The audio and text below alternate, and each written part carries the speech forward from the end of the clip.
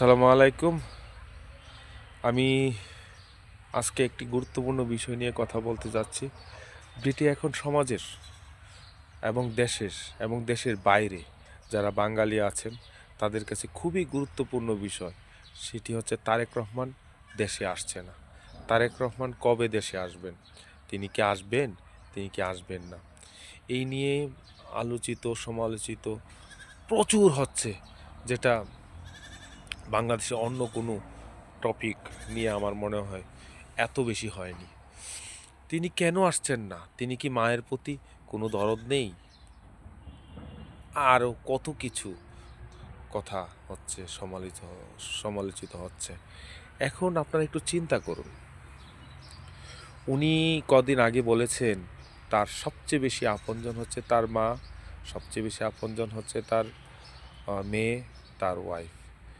তো এই আপনজন, এবং আমরা জানি মার আবেগ অনেক বেশি হয় সন্তানের কাছে, আর সন্তানের আবেগ মার কাছে অনেক বেশি হয়। তো এসব উপেক্ষা করে তিনি কেন আসছেন না? এই জন্য আমাদেরকে চিন্তা করতে হবে সেই জিয়াউর রহমান, আমাদের শহীদ জিয়ার কথা। উনি যখন দেশকে একটি বিধ্বস্ত অর্থনীতি, একেবারে দেশের অবস্থা ছিন্ন বিচ্ছিন্ন হয়ে গেছিল অর্থনীতি, সেই অবস্থা থেকে তিনি যখন ক্ষমতায় আসেন, তখন কিন্তু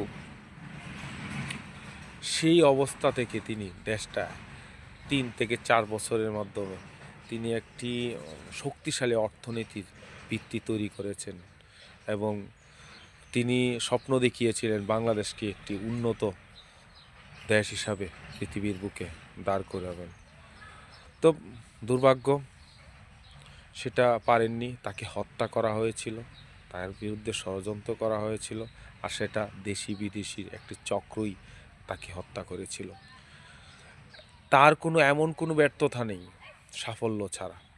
তিনি বহু দলীয় গণতন্ত্র প্রতিষ্ঠা করেছেন এবং রাজনীতিকে একটি খুব শক্তিশালী ভিত্তিতে দাঁড় করিয়েছেন, এবং সবাইকে রাজনীতি করার সুযোগ দিয়েছেন। বিএনপি হিসাবে তিনি দল গঠন করেছিলেন, কিন্তু আওয়ামী লীগ এবং জামাতকে রাজনীতি করার সুযোগ দিয়েছিল, যেটি আওয়ামী লীগকে নিষিদ্ধ করেছিল তাদেরই সরকার, জামাতকে নিষিদ্ধ করেছিল আওয়ামী লীগ।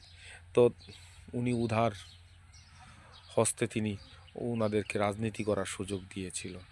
কিন্তু দুর্ভাগ্য, দেশ এক ভয়ঙ্কর এক ভয়ঙ্কর এক দেশের এক ভয়ঙ্কর দল, যারা দেশকে কখনোই সামনের দিকে এগিয়ে নিতে দিবে না, এরকম প্রতিজ্ঞাবদ্ধ করে তাকে হত্যা করা হয়েছিল। তো এখন তিনি যদি বেঁচে থাকতেন, দেখুন, তার যে দুটি অর্থনীতির ভিত্তি সূচনা করেছেন, তার ভিত্তিতেই দেশ আজ এই অবস্থায়। একটি হচ্ছে গার্মেন্টস, আরেকটি হচ্ছে প্রবাসী।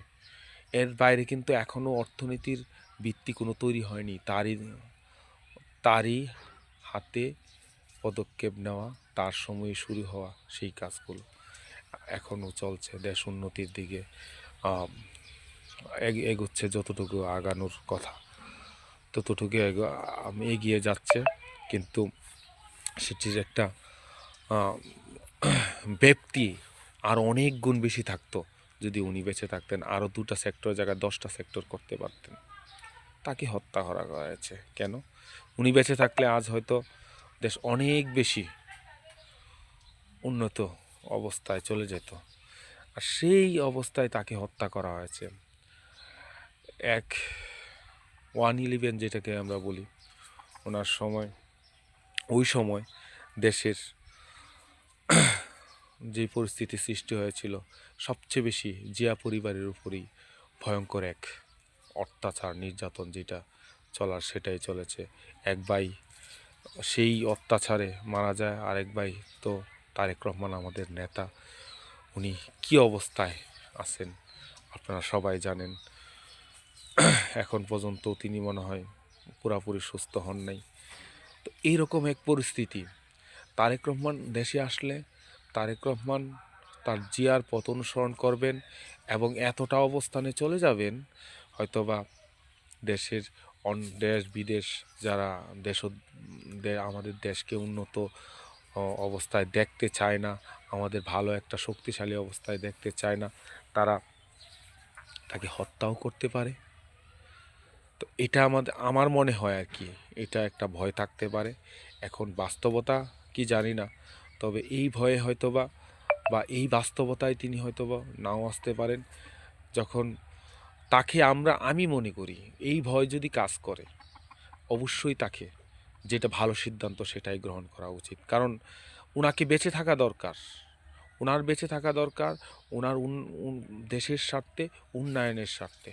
আর উনি যদি বেঁচে থাকেন, রাষ্ট্র কাঠামো, অর্থনীতি, গণতন্ত্র সকল দিক দিয়ে একটি স্টেবল রাষ্ট্র পাবে বাংলাদেশ।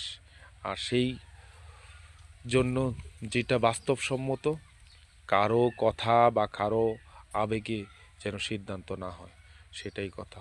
আল্লাহ হাফেজ।